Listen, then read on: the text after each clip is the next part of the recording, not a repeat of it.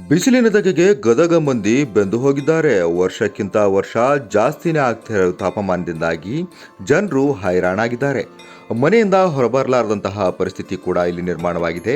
ಕಳೆದ 2 ದಿನದಿಂದ ಅಲ್ಪ ಸ್ವಲ್ಪ ಮಳೆಯಾಗಿದ್ದರಿಂದಾಗಿ ಸ್ವಲ್ಪ ಪ್ರಮಾಣದಲ್ಲಿ ತಾಪಮಾನ ಕಡಿಮೆ ಆಗಿದೆ. ಆದರೂ ಕೂಡ ಬಿಸಿಲಿನ ಪ್ರಖರತೆ ಹೆಚ್ಚಾಗಿದೆ.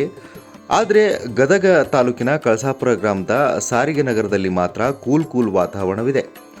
ಮರ ಬೆಳೆಸಿ ಪರಿಸರ ಉಳಿಸಿ ಅಂತ ಇಲ್ಲಿನ ಜನ ಪಣ ತೊಟ್ಟಿದ್ದಾರೆ. ಆ ಮೂಲಕ ಎಲ್ಲರಿಗೂ ಮಾದರಿಯಾಗಿದ್ದಾರೆ ಇಲ್ಲಿನ ಪರಿಸರ ಪ್ರೇಮಿಗಳು. ಇಡೀ ಕಾಲೋನಿಯ ತುಂಬೆಲ್ಲ ಹಸಿರೇ ಹಸಿರು. ಪ್ರತಿ ಮನೆಯ ಮುಂದೆ 4-5 ತರಹದ ಹಣ್ಣು, ಹೂ, ತೆಂಗು ಬೆಳೆಸುವ ಮೂಲಕ ಪರಿಸರ ಜಾಗೃತಿಯನ್ನ ಬೆಳೆಸಿದ್ದಾರೆ. ನಾ ಮುಂದೆ ತಾ ಮುಂದೆ ಅಂತ ಗಿಡ ಮರ ಬೆಳೆಸಿ ಹಸಿರೀಕರಣಕ್ಕೆ ಪಣ ತೊಟ್ಟಿದ್ದಾರೆ ಇಲ್ಲಿನ ಜನ.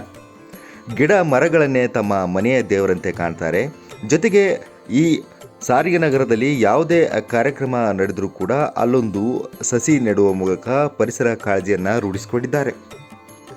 ಹೊರಗಿನ ಉಷ್ಣಾಂಶಕ್ಕಿಂತ ಸಾರಿಗೆ ನಗರದ ವಾತಾವರಣ ಡಿಫ್ರೆಂಟ್ ಆಗಿದೆ. ಕೊಂಚ ಕಡಿಮೆ ಉಷ್ಣಾಂಶ ಇಲ್ಲಿ ಕಾಣಸಿಗಬಹುದು. ಸಾರಿಗೆ ನಗರದ ಹೊರಗೆ ಬಿಸಿಲು ಉಷ್ಣಾಂಶ ಜಾಸ್ತಿ ಇದ್ದರೆ ಇಲ್ಲಿ ಕಡಿಮೆ ಪ್ರಮಾಣದ ಉಷ್ಣಾಂಶವಿರುತ್ತೆ.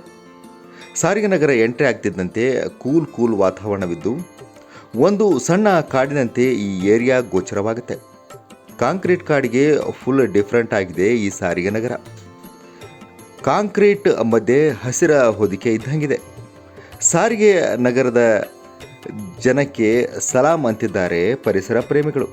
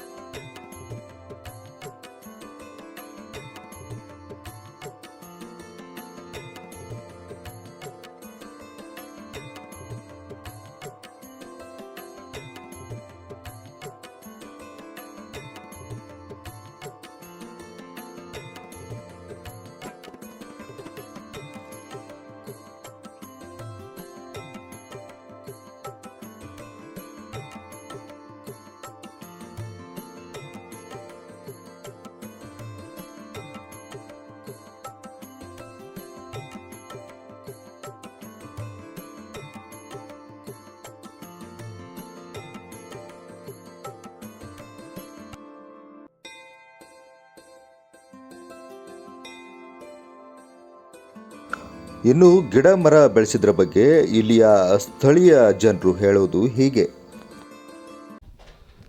ನಾವಿಲ್ಲಿ 20 ವರ್ಷದಿಂದ ಇದ್ದೀವಿ ರೀ ಸರ. ಇಲ್ಲಿ 20 ವರ್ಷದಿಂದ ನಾವು ಗಿಡ ಬೆಳೆಸ್ಕೊಂಡು ಬಂದೀವಿ. ನಮಗೆಲ್ಲ ಗಿಡ ಅಂದ್ರೆ ಭಾಳ ಪ್ರೀತಿ. 20 ವರ್ಷದಿಂದ ಇಷ್ಟೆಲ್ಲ ಬೆಳೆಸಿ ಮಾಡಿದ್ದೀವಿ. ನೀರಿನ ವ್ಯವಸ್ಥೆ ಭಾಳ ಚಲೋ ಐತ್ರಿ. ಹಿಂಗಾಗಿ ಎಲ್ಲ ಯಾರು ಬಂದರೂ ನಿಮ್ಮ ಏರಿಯಾ ಮಲೆನಾಡಿದ್ದಂಗೆ ಐತೆ ಅಂತ ಹೇಳ್ತಾರೆ.